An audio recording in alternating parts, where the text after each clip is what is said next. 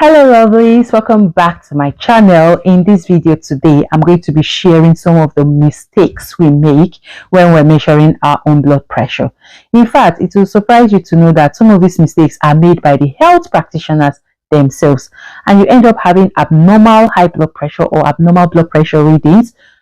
Why? Yeah, so just keep watching this video to find out what these mistakes are and how to avoid them.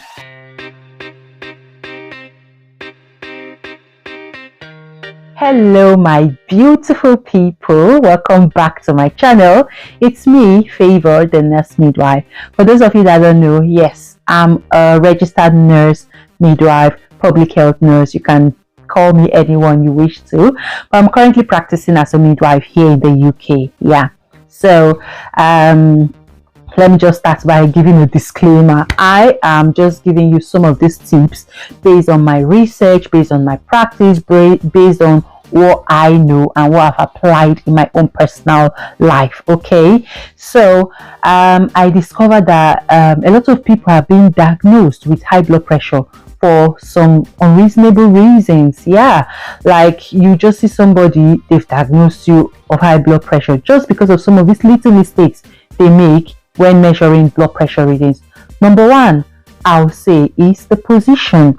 You know, the position you are when you measure your blood pressure reading matters a lot. Yes, so I always advise, or one tip I'll tell you is, be in a seated position whereby your arm, which is the arm they're measuring the blood pressure at, is at the level of your heart. So I always advise you measure the blood pressure reading on your left arm, okay, which is closer to where the heart is. Yes, and then your hand, which they are measuring that blood pressure, should be at the level of your heart. So just place the hand on the surface, relax that hand, and make sure it's towards, like it's very close to the level of your heart. You might think these things don't matter, but yes, they do, because you will notice if you check your blood pressure by yourself, placing your hand in that position will give you a different and better blood pressure reading. Secondly, you know, the cuff size matters a lot. Yes, it does. You know, we've got different cuff sizes, blood pressure cuff sizes, so you need to know which size is right for you, and it depends on your size, body size, your BMI, the size of your arm, and all of that. So using the correct cuff size matters a lot. So when you're measuring your blood pressure, whether in the hospital or at home, make sure you have the correct cuff size. Another thing I would say is how tight that cuff is. It matters a lot. So now when applying your blood pressure cuff, make sure it's not too tight and not too loose. How you get to know is, one, make sure you can get, just if you apply the cuff, try and make sure you can get like 2 fingers into that cuff. Like 2 fingers should be able to go into the cuff, and then you know it's not too tight, and that's how it should be. So it shouldn't be too tight or too loose. Another mistake we make is measuring the blood pressure, like placing that cuff on our clothes. That's totally wrong.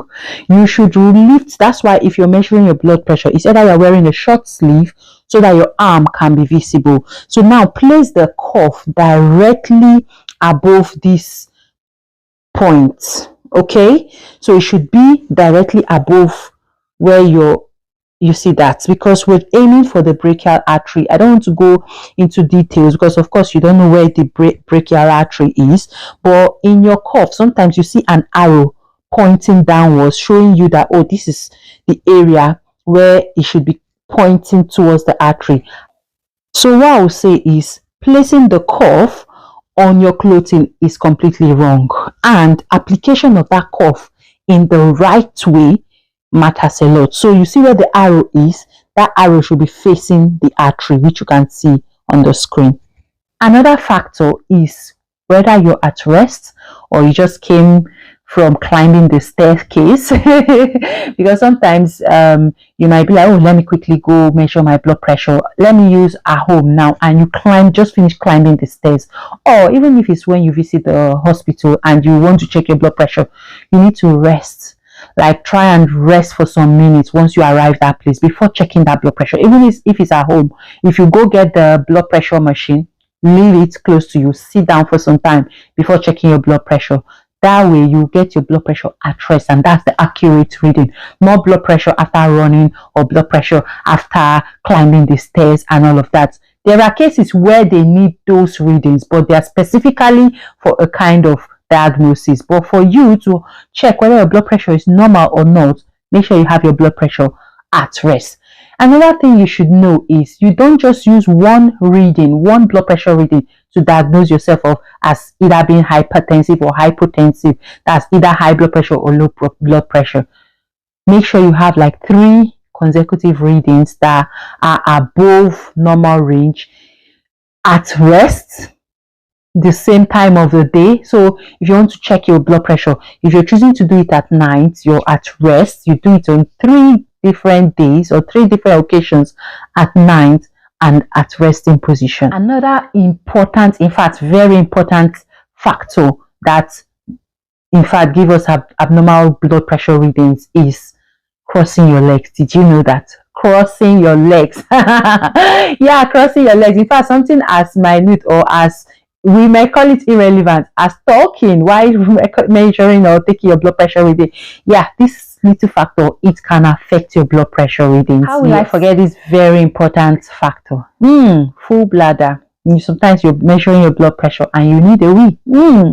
That can cause your blood pressure reading to be high. Okay, so I hope with these few points of mine you can be very careful and take note of all of these I've mentioned in this video and stop making those mistakes. You can check out this other video on the screen here for other health tips. Thank you so much for watching my video up until this point. Don't forget to like this video if you got value from it and share it to those you think might benefit. Lest I forget, please subscribe. Subscription is free, so please subscribe. Okay, I'll see you in my next one. Bye.